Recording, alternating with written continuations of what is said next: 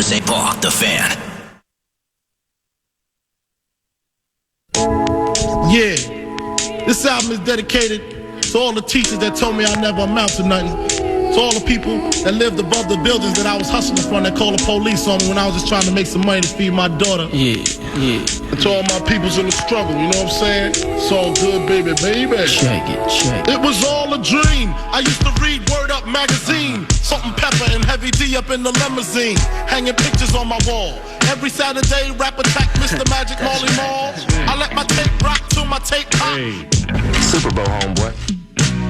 Way back when I had the red and black lumberjack with the hat to match. Super Bowl, homeboy. Rapping Duke, the hard. You never thought that hip-hop would take it this far. Now I'm in the limelight cause I rhyme tight. Time to get paid, blow up like the world trade. Born sinner, the opposite of a winner. Remember when I used to eat sardines for dinner? Easter R.G., Brucey B, Kid Capri, Funk Master Flex, Love Bugsy. I'm blowing up like you thought I would. Call a crib, same number, same hood. It's all good. And if you don't point, is it? It's no good again. Get the hell out of here. Joe Bryan missed it to the left again, and the Vikings only lead by 2. Come on. Here's Ben Leber at Nacho Leber via Twitter, via X, and on TV, Channel 5, Twin Cities Live, 3 to 4:30 each and every weekday, including today. TCL, yeah, you know we, Twin Cities Live, 3 to 4:30 with Nacho today on Channel 5. And with the NFL playoffs here, we chatted with Texans Vox Mark Vandermeer about 45 minutes ago. And win or lose, and this is not surprising, but win or lose against the Ravens or win or lose, period, any time this season, they just feel so fortunate and positive and happy to have a rookie quarterback they know can play. I mean, it's like, okay, we lost X amount in a row, or we had these injuries, but we got him. Well, yeah, this is a problem. Yeah, but we got him. Mm-hmm. Is this the year the Minnesota Vikings make that move? Ooh. With a right to change the opinion. Well, you're talking like make the move up?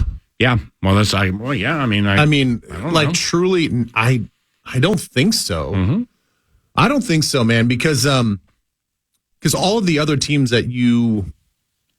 there's a lot of other teams that are looking for quarterbacks, so you're probably not going to trade with one of those teams. And then, all these other teams, you could, but they're going to know that they're going to hold you over the fire, and they're going to say, okay, well, we want X, Y, and Z. Yeah. And if it comes to existing player equity, we don't really have it. Right. So you can't really trade players, so you're trading future picks. And This is a team that is not just, now you might be one player, like one quarterback away, like speaking of Kirk Cousins, you might be one quarterback away from making a little run in the playoffs, but I don't think anybody believes that the roster as it is right now is a Super Bowl contending team. So You have so many holes to fill, mostly on defense, that you probably have to think young, and you've got to fill those needs through the draft. That I don't think that adding a CJ Stroud type of guy fixes all of your ills. Understood. With one pick. Understood. But it does bring current, in my estimation, if you're right, current and long form positivity and hope selling. And like I said, we got to fix A, B, C, D, E, and F, but we got this guy as the starting point. Yeah. And do I think the Texans are going to get to the Super Bowl? Probably not. I'm not going to say conclusively no, but probably not. Mm-hmm. But I mean, this guy with Nico Collins and Dalton Schultz dropping passes and going play action to Devin Singletary just hung 45 on Myles Garrett.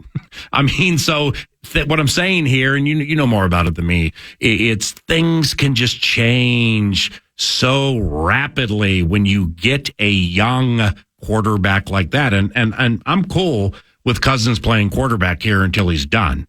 But is this a rare opportunity given they pick rather high and there may be generational guys to go get? Okay, here's a real sinister thought that I've never thought about until now.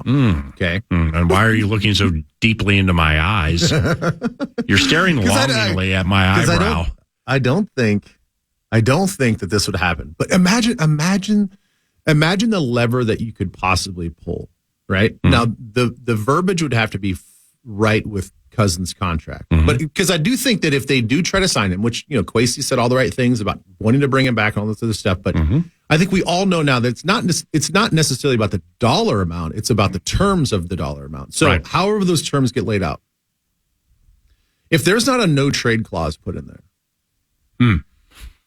It's sinister. It's sinister. It's sinister. But there will be. Is it possible we are in a dog eat dog world, and this is the worst cutthroat business, right? What if, because of timing wise, you sign Kirk Cousins to whatever friendly deal that you want, fair, friendly deal that you want? That all happens weeks before the draft. What if he's the equity that you use to move up? So you sign him.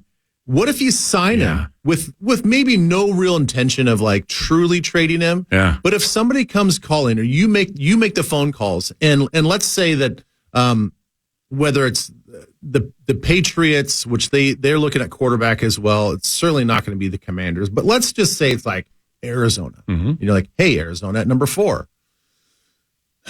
Look, if you guys are looking to move on from quarterback and you guys can deal Kyler Murray, we'll move up to that 4th spot for Kirk, and we'll take your spot, and then whatever else, and then you feel like that you get, third, maybe second, third best quarterback in the draft, and you've targeted your guy. Yeah.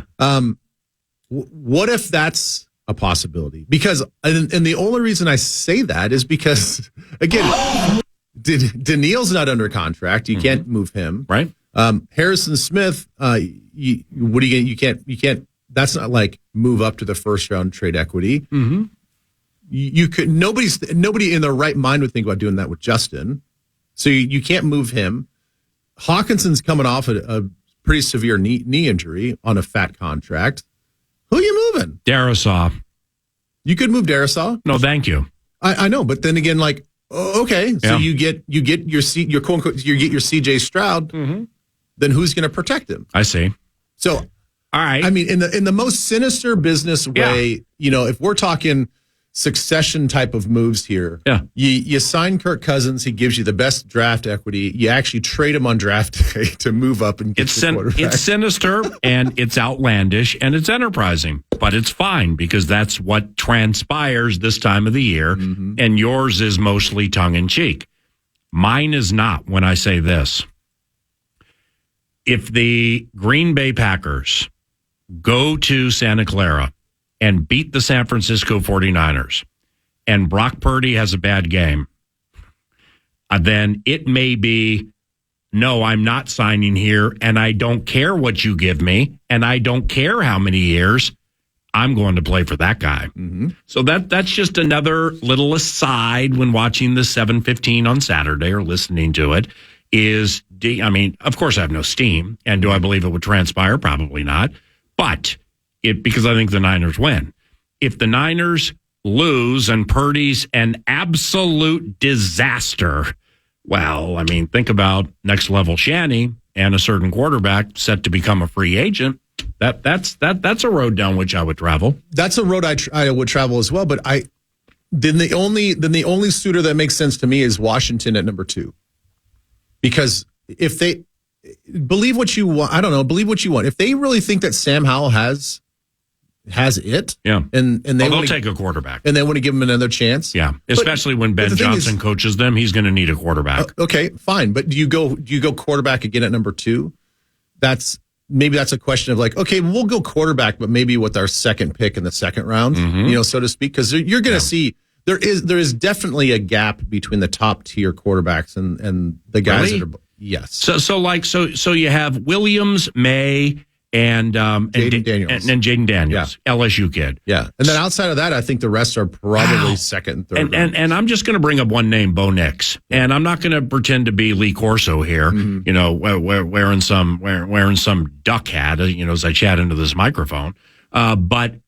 It's like you got Penix, you got Bo Nix, potential of McCarthy, and so on and so on and so on and so on. And the depth, I do believe, I'm not going to say deepest ever, but I do believe there will be second and maybe third day quarterbacks that get into the right system with people who believe in them the right way, and they get the right skill set around them and the whole thing. And it works. And it works quite well. So I do believe that is one of those drafts.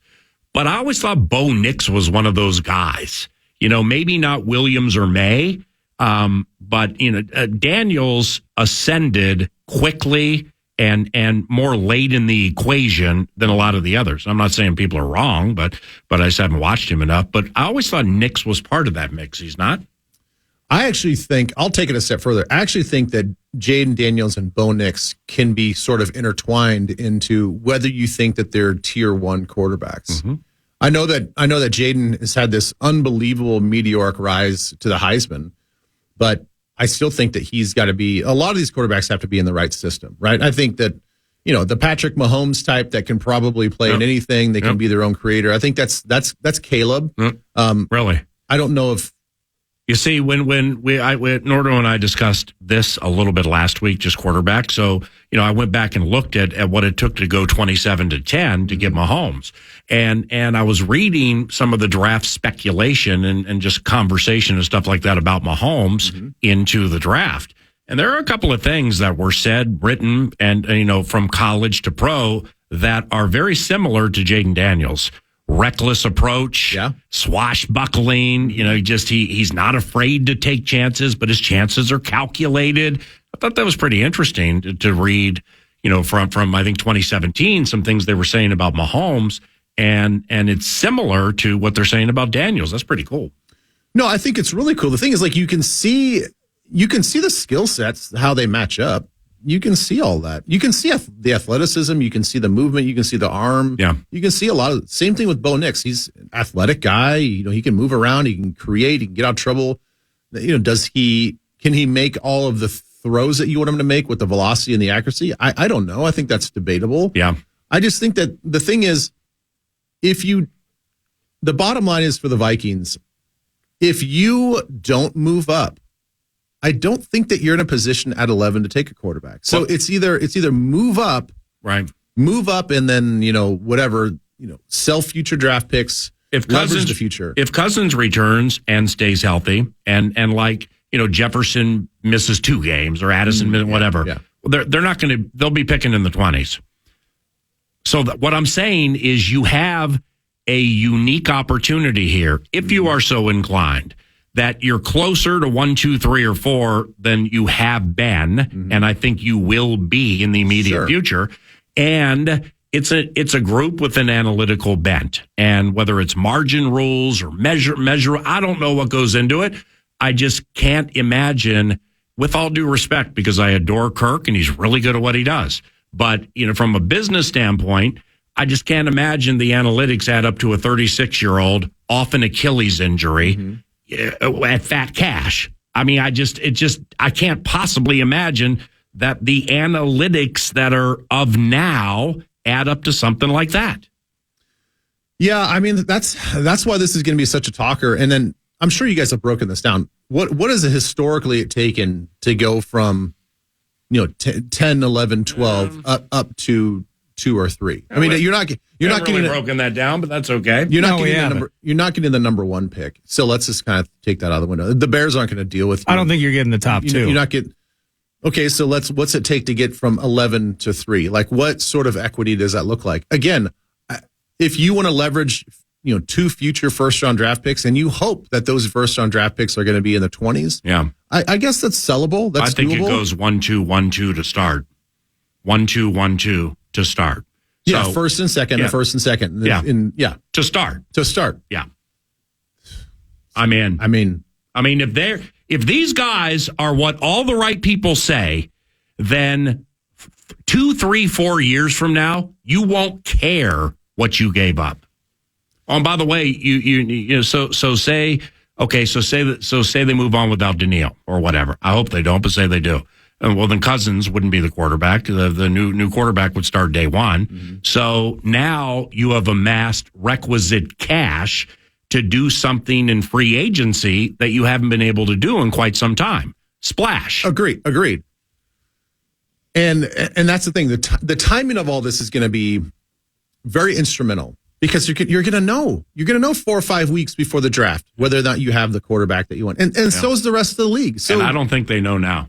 I don't think that they know. Yeah, it's my personal. I don't think that they know now either. So here's something from last year. So they take the Houston Texans take Stroud at 2, but then the Texans moved from 12 to 3 to get Will Anderson. Oh yeah, that's a perfect comp. So Arizona moving back, they traded their 1st and 4th rounders, and so in exchange for 1st and 2nd. So Houston gives their 2nd round of last year to Arizona in exchange for a fourth. So they make that flop. So Arizona moves back, Houston moves up. That ain't that Houston's bad. second becomes a fourth. Yeah. And then they also include Houston's 2024 first round and third round selections. Yeah. I'm down with that. So what was that? That was a 1-4-1-3? Yeah, as a swap for first Yeah. in the current year. Yeah. Your 1-2 becomes a later 1 and a 4. Right. And then your next year, you give up your 1 and your 3, is what that is.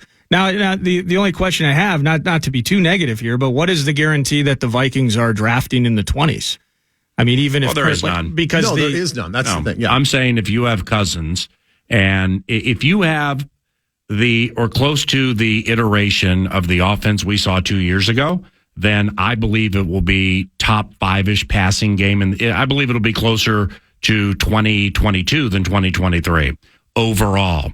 And defensively speaking, even though I like the defense more last year than I did the previous year. What about you guys? I don't know. that's last season? undeniable. Yeah, certainly. for sure. Yeah. So when I say 20s, I mean, I'm thinking, 9, 10 wins or something. Wouldn't that, or 11? Wouldn't that put you in the 20s? That would certainly put you in the 20s. I'm speculating. Yes. No, certainly. I'm just thinking about it from the standpoint where if I'm the team right now, that at this stage, if I'm bringing Kirk back, I'm not trading up. Then I'm looking at one of those potential defensive players, and I am talking about. Well, I would trade up for one of those too. And it's super anticlimactic, and the fan base would be mad. But I think you start the quarterback conversation with where will Bo Nix go? Where will Michael Penix? Where will J.J. McCarthy go? And I know those are tough names to listen to as Vikings fans based on what we've seen recency and otherwise.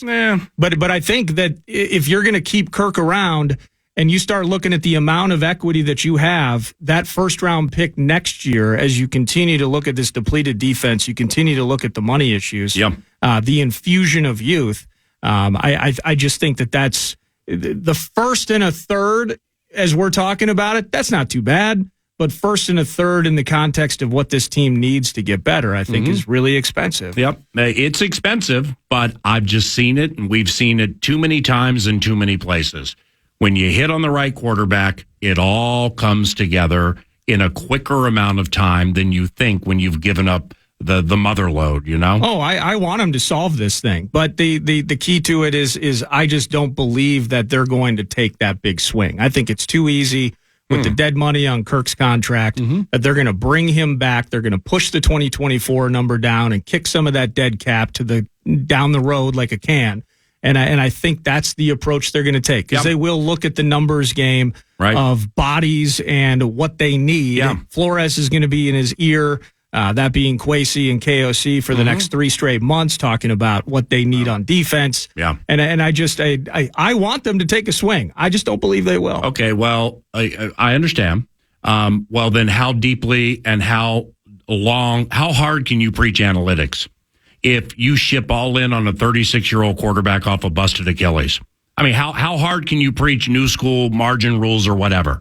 There's no way does that amount of cash for that age off that injury absolutely check all the boxes, analytically speaking, of what they're thinking. That's the essence of analytics, because he's going to say, we're not shipping all in on Kirk. We're going to get him a 2-year deal, and we're going to let J.J. McCarthy, and it's going to end up being the value pick of the century. Right. You want to talk about living on the margins? How about J.J. McCarthy, mid-late second or beyond? And that's the future of this team. I think that's how it would be presented if they went that route. Right. Yeah, I think it does come down to, and what we're finding out, if you just take this year's draft or this year's playoff situation, all this other stuff, the quarterbacks and how these teams are built to go into the playoffs. And, we're not talking about the eventual Super Bowl matchup or even the winner, but just the remaining teams that we have right now. If you want to look at that as sort of the template to how to build the team, then I'm going along with Nordo with what you're saying, that let's build this thing around Kirk for another year or two. And if you think that doing your analytics on these quarterbacks, if you think the win probability of a Bo Nix all the way down to a Michael Pratt out of Tulane, if you think that they are all Go Green Wave. If you're splitting hairs here, well, then you take the quarterback in the second round. Mm-hmm. And then you just use your number 11 pick. You have your future picks. You hold on to those. You go defense with that number 11 pick. And then you hope that kid from Tulane can learn from Kirk Cousins. We mentioned this Ben Leber at Nacho Leber via X, Twin Cities Live, 3 to 4:30 today on Channel 5. And each and every weekday, watch our beloved Nacho. And we mentioned Green Bay and San Francisco. Former Green Bay Packers tight end Mark Chmura, little did we know, does radio. And why don't you set it up? You know more about it than me. Yeah, let's head on over to Milwaukee, ESPN Milwaukee. I don't know what the time slot is, but there's a radio show called Jen, Gabe, and Chewy. So talking in the context of the game, how the Packers can find an edge against these 49ers, Mark Chmura offers his thoughts. But, Gabe, I go back, and it's little things like this. And the reason we won in 95 when no one gave us a chance in San Francisco is because we intimidated them. I mean, and I always revert to Wayne Simmons. Wayne Simmons kicked the crap out of Brent Jones. And then it got contagious, and then it carried over. That's why, you guys are going to think I'm crazy. Well, we already think that, so go ahead. A 15-yard penalty, and I don't condone this, but I kind of do in the playoffs. A 15-yard penalty for a late hit on Brock Purdy is not a bad thing, as long as it's worth it. I'm just saying, this is the mindset you go into when it's battle, and it's kind of like the reverse of hockey. What don't they do in hockey in the playoffs, Joshy? Shave their beards? That and one other thing. They don't fight. They don't fight. Correct. They don't fight, right? This is kind of like sometimes a 15-yard penalty is worth it early in the game if you knock the living crap out of the guy. And then he kind of like sticking your helmet in the ribs of Nick Bosa is like, but that I'm hearing ghosts. Yeah, I didn't know you could hear ghosts, but now I do. Being a former player, what do you think of Chewy's approach? Here's the funny thing is so this is the first time I've actually heard his audio. I've seen this thing going viral and all these, clutch my pearls. Like look at all the horrible things he's saying about Brock Purdy and how he wants to go out and intentionally hurt him and, injuring these quarterbacks. So that's what I actually thought what he said, the essence, not even the essence, like you the hadn't actual heard words. I had not heard that. I've only seen the captions and people reposting this with their own clutch the pearls verbiage. That is not as bad as I thought based on all the posts that I've seen. He didn't call for him to get hurt. He's just saying football has always been a psychological game. Mm-hmm. Now, the NFL's doing its damnedest to take that part out of the game. But I'm with him. Call this old school, call this whatever you want. Intimidation and the psychological emotions of beating somebody up and letting a team know early on, hey, dude, you're in for a dogfight. We are, who's the old NFL films? We're a bunch of crazed dogs out here. Right. Lawrence Taylor. That should still be a part of the game. And I don't know why that's not a part of the game. That's when you look at what happened with, you even look at what the Packers did last week to the Cowboys. The Cowboys shriveled. I know. They shriveled because, like, oh my gosh, these guys are playing physical. Their offensive line is playing physical. How do we like? They can't come in here. We've never lost at home. Like they how dare they come in here and play a physical style of football? Look, that's football. Yeah. So if his opinion is to go out there and impose your will, and if there's a hit, whether it's legal or illegal, and you stand over the top of Brock Purdy and you get another 15 for taunting his ass and saying like, hey man, we're coming to play. Everybody's discrediting us because we're a 7 seed and we got this young team and we have no business being here. I have no problem with that. He didn't call for him to get hurt. Not at all. I mean, offensive linemen peel off defensive players all the time because, this is another viral video that has been going around. An offensive lineman helps the running back try to get some extra yardage, and he puts his helmet right in the back of the defensive player because he's helping the ball carrier get a few extra yards. That's BS, man. Like, you want to talk about player safety. But that's an intimidation. That's a physicality. Like, he's playing through the whistle. Right. You may not like it, but the NFL is going to allow it. Like, I think that within those contexts of playing physical, whether it happens between the whistles or, look, you don't even have to hit Brock Purdy after the whistle. You just hit him hard, you're going to draw a 15-yard penalty. And to that, I would say, yeah, it's worth it. Early in the game, taking a 15-yard physical penalty, I don't think is that big of a deal. And I'm not saying that you have to go preach it to your guys, but I'm just saying if you're preaching to your defensive players to go out, play physical, fast, and aggressive, and be relentless, and it so happens that you hit the quarterback, you hit him too hard and you drove him to the ground, who cares? 3 and 30. 3 questions, 30 seconds. Here we go. Dallas is sticking with Mike McCarthy. Is that surprising? It is surprising, yes. I thought that the way that they came out so flat and they just expected to win, that's a reflection on his attitude and how he prepped those guys for the course of the week. The Lions are going to the NFC Championship game, aren't they? It's looking like that. They have a pretty easy path, yes. And finally, do you give Green Bay much of a chance at San Francisco? Yes, because of the same card that everybody's talking about, how they can basically they can go out there and just let it fly. Right. They don't care. They don't have to play perfect. They just have to go out there and do their thing. No, they have zero pressure. And sometimes in the playoffs and in big situations, being the dramatic underdog is the best spot to be in. And I got to say this, same thing with the Ravens. Everybody wants that bye, because especially now with 17 games. But we have seen teams come off byes, regular season and first round byes, and stumble because it's hard to take that week off and then find that playoff speed and that playoff atmosphere. Sometimes that's harder than people think. So it would not surprise me if Green Bay jumped on them early, but the 49ers are not a team that's going to cower like the Cowboys. So they're going to take it right back to them. I do expect the 49ers to win this game. Yeah. But I think it could be a little closer game than especially last week in Dallas. Brilliant. Have a wonderful time on TV today, okay? Thanks, bud. Leber. At Nacho Leber via Twitter. And we'll be back for the second half of the presentation soon. But now we got that cash thing. The Fan, along with the Big Ten Conference, they want to give you a chance to put $1,000 in your hand with the National Cash Contest. So here's what you do. You go to KFAN.com and you enter the keyword credit. You might win $1,000. KFAN.com. The Fan. Hey, this is kind of like news, except it's the Wild File. And the Wild File is brought to you by Pronto Heating and Air, prontoheat.com. Wild at the Lightning tonight.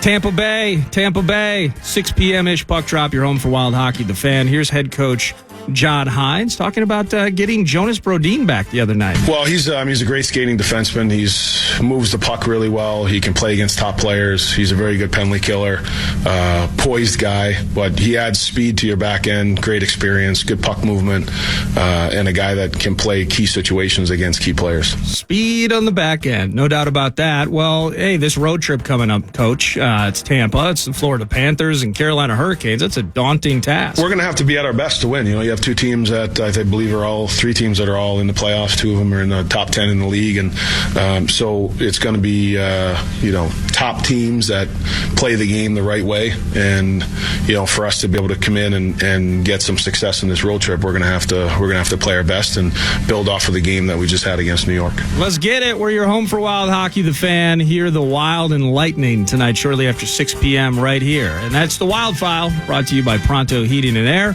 ProntoHeat.com, and whoosh, scene change. It's News du Nord. Whew, the magic of radio. News du Nord is brought to you by The Casino at Canterbury Park, CanterburyPark.com. Very truncated edition because we're excited to talk with Uncle Gene, who now in text messages refers to nephew Paul.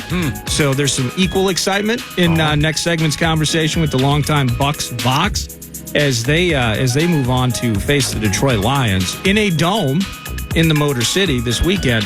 Highest prices ever in secondary market for divisional weekend games. North of $1,100 for the average seat, secondary market for that game. So we'll talk to Uncle Gene momentarily. But News du Nord brought to you by The Casino at Canterbury Park. Poker, blackjack, table games all year round. Bingo on Tuesdays, live racing in the spring. Sipping at chips. Always in play, CanterburyPark.com. And I'll start here. Mike McCarthy appears to be back, courtesy of Adam Schefter yesterday. Mark McCarthy not being fired. My hypothesis is that Jerry called Bill and it didn't go well, and now, well, we got Mike back because he's won 36 games in the last 3 seasons. Tough loss for them this weekend, but Jerry Jones keeping Mike McCarthy in the mix. Your thoughts? Yeah, it surprised me simply because of how the last game went. And when you look back at the past performances of McCarthy with the Dallas Cowboys, you got 12-win seasons. Maybe 3 in a row or something like that. But he's 1-3 in the postseason. And, it's when I say this team is as counterfeit as a $3 bill, that's exactly what was on display last game.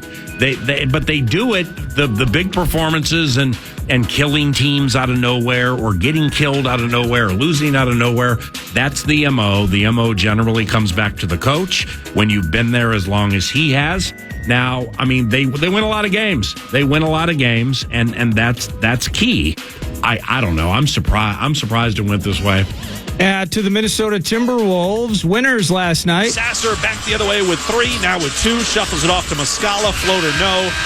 McKeel's got the rebound. The horn sounds, and the Wolves have come away with a 124-117 win over the Detroit Pistons.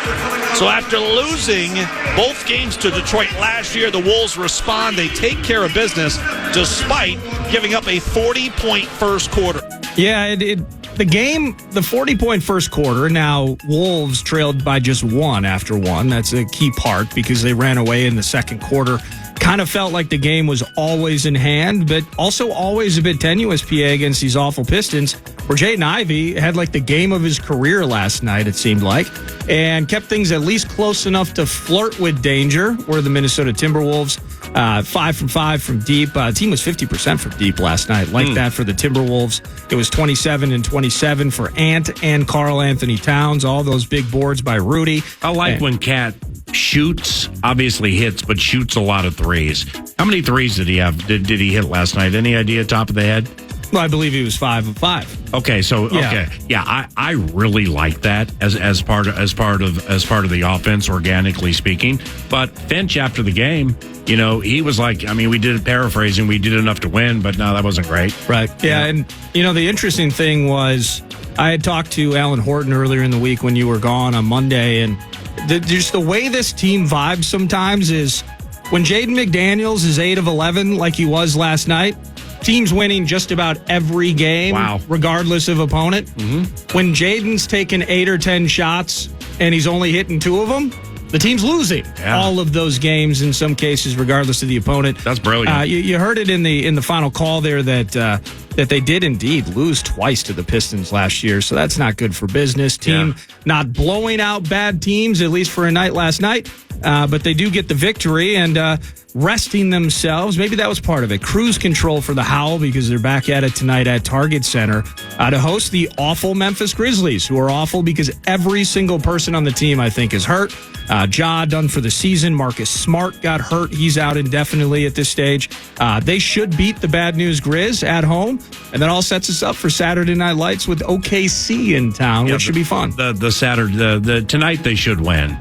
The Saturday piece is good. They just the games that they're starting to have, as I mentioned with Chris Finch yesterday, there is a burgeoning rivalry between the youthful OKC Thunder and the youthful Minnesota Timberwolves. They got a little something going, and it's building. So that's going to be cool. Hopefully they don't flop tonight. That's News to Nord, brought to you by the Casino at Canterbury Park. The Tampa Bay Buccaneers are at the Motor City Davy this weekend to take on the Lions. And one of the greatest play-by-play voices in the history of all football, team announcer Gene Deckerhoff, who works for the Bucs. He'll be joining 9 to noon to put a preview on that game and offer up more when we continue at KFAN. KFAN, The Fan. Fire the cannons. 3, 2, 1, fire the cannons. Touchdown, Tampa Bay. It's Warwick Dunn from 35. Fire up the phone lines down Tallahassee way, where they probably got a heat wave. because we want to talk to Uncle Gene about some playoff games, and the Bucs are at the line. Hey! Fire the cannon!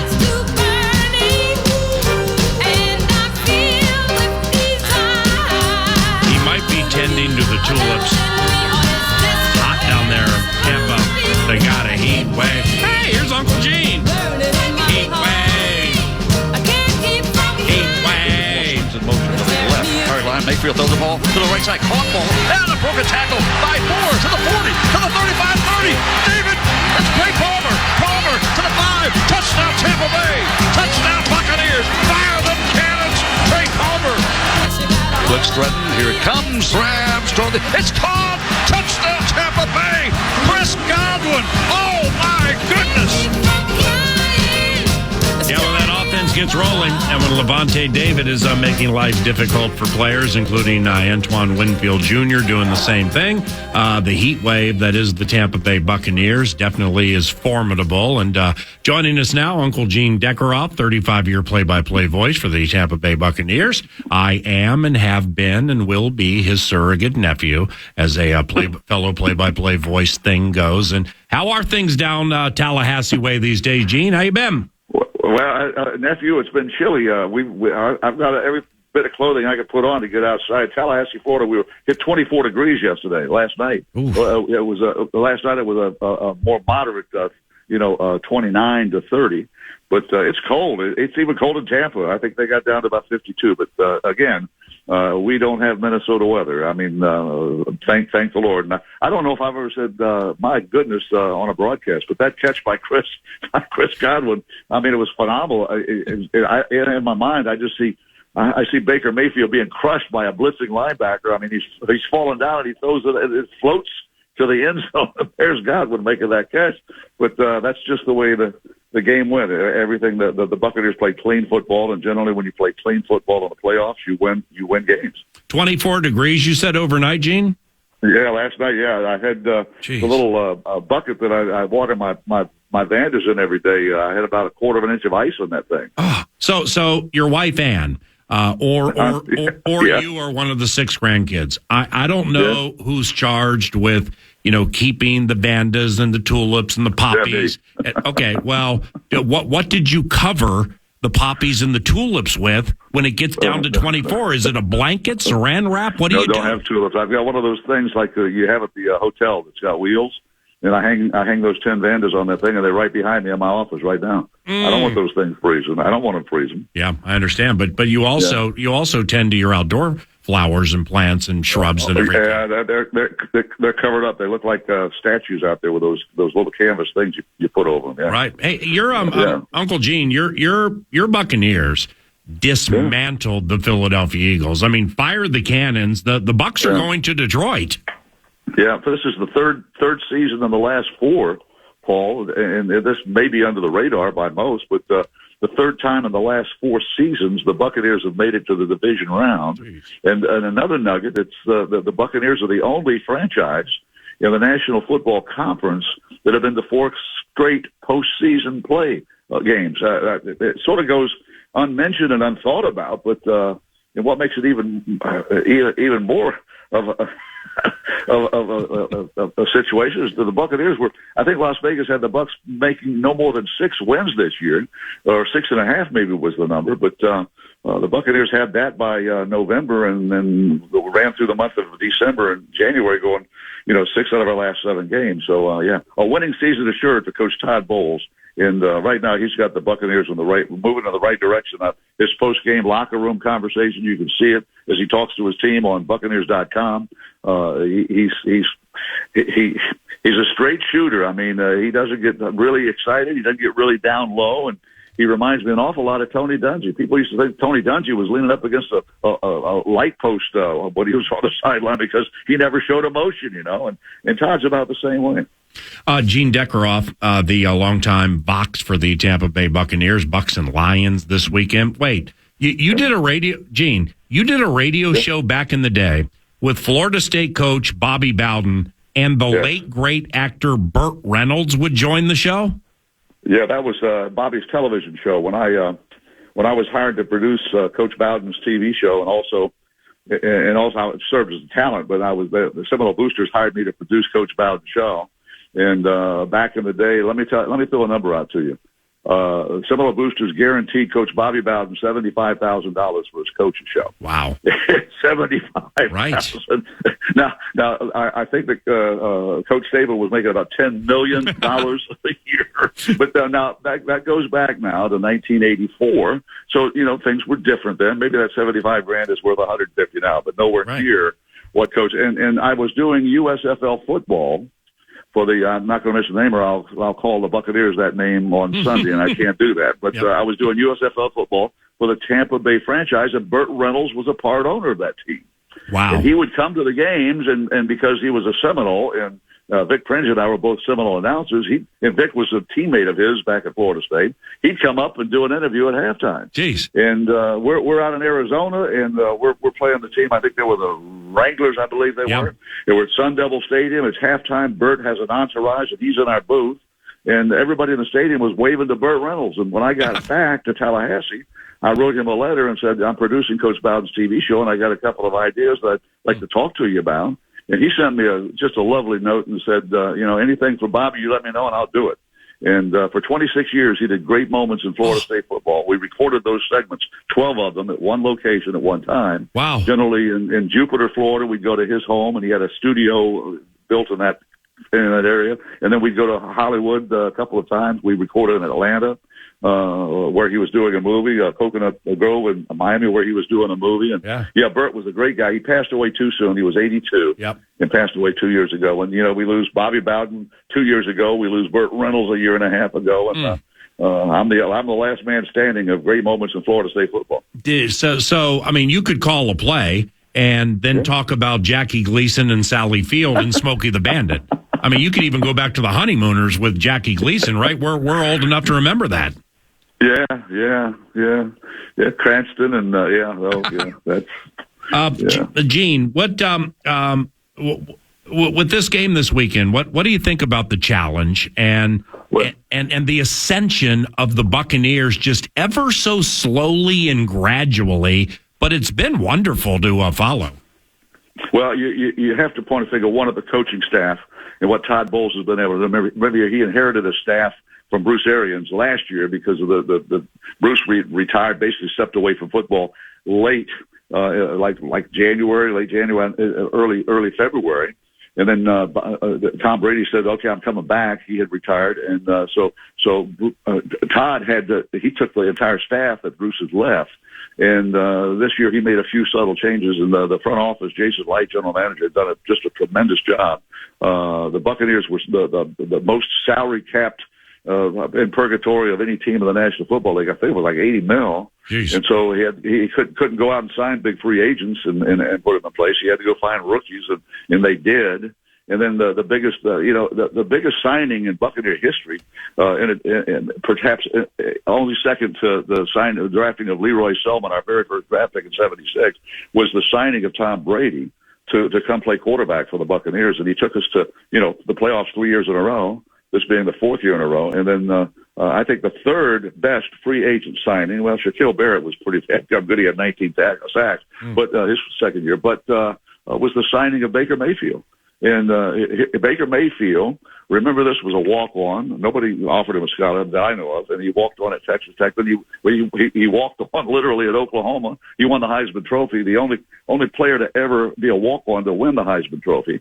And he was number one pick, and Cleveland dumped him after he took them to the playoffs. And the Browns suffered the slings and arrows of like 30-plus seasons of never going to the playoffs. He won a game, and so he's been like an underdog his whole life, and he's got that mentality. And his teammates have rallied around him. And Paul, go back to the Super Bowl run, Super Bowl 55 run in 2000. Remember, that was the COVID year, not many fans in the stands. But Tom Brady and the Buccaneers were on the road for every game except the Super Bowl. Right. And they won every game to earn that home ticket to Super Bowl 55. And this has eerily similar to what happened in 2020. Well, I hope so. I've got three sons. I only have 2 Super Bowl rings. But Uncle Gene, in that run with Captain Cool Tom Brady, correct me if I'm wrong here, but they almost lost the first game at FedEx to Taylor Heineke, right? Yeah, Taylor Heineke. We didn't know who was going to quarterback. Okay, the top quarterback had been injured the whole season, and we didn't know. But you had to prepare for both. And then Taylor Heineke, who knew he could run the football? I mean, he was given his best imitation of Jalen Hurts. I mean, he hurt the Buccaneers more with his legs than he did with his arm in that game. But the Bucs prevailed. And then we had to go on the road to play the division champion New Orleans Saints that had swept us that year. And we beat them with the great Drew Brees. And then we had to go to Green Bay, Wisconsin. The weather was unkind, but we were in a booth in Tampa. We had the broadcast remote that year, and the Bucs took care of business by beating the Green Bay Packers and won the NFC and punched that ticket to the Super Bowl. And then in the Super Bowl, a team that had Tyreek Hill had 200 yards receiving in the first quarter in the regular season meeting between the Bucs and the Chiefs. And in the Super Bowl meeting, whatever Todd Bowles and his defensive staff drew up, they kept Kansas City, the highest scoring team in the league, out of the end zone. They scored 3 field goals. That was it.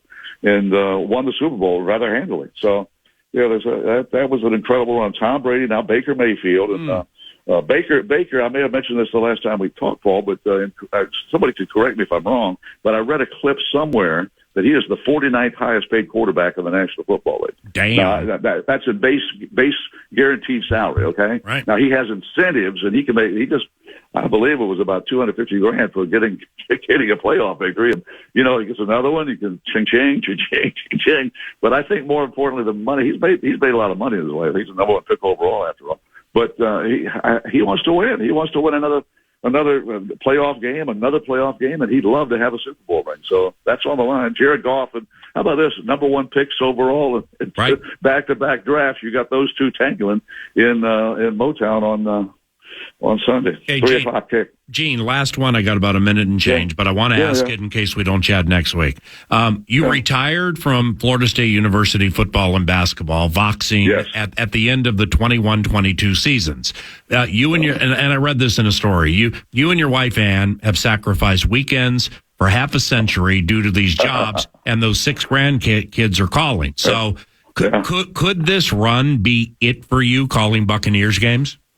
Right now, I don't think so. In fact, Good. I'm looking forward to 2024 and 2025. 2025 will be the 50th anniversary of the Tampa Bay Buccaneers franchise, and right now I'm leaning that way. The Lord has blessed me with pretty good health. Aching back here and aching foot here, but nothing serious, and never broken a bone in my life. And even though I played competitive sports all the way up through Little League and to college, but I've been fortunate, and hopefully the good Lord will watch over me if I continue to do Buccaneer football. Merrill Reese, by the way, we visited before the game Monday night. Yeah, and Merrill, this is his 47th year. Wow. Of doing Philadelphia Eagles. It's my 35th, so you combine those things up. Golly, we're like 80 years combined doing NFL football. We have been blessed. It's a great way to spend a week preparing and spend 3.5 hours of excitement and get ready for the next week. It's been a great run. I love you, ma'am, and I've looked up to you all of my career. And thank you very much for the time. And best of luck to your Bucs. Hopefully, you're firing the cannons at Ford Field this weekend. Okay. That's what I told WJR Radio. Fire them cannons. Go Bucs. Go Bucs. Go Knowles. Okay, nephew. You stay warm, my friend. Yep. See you, brother.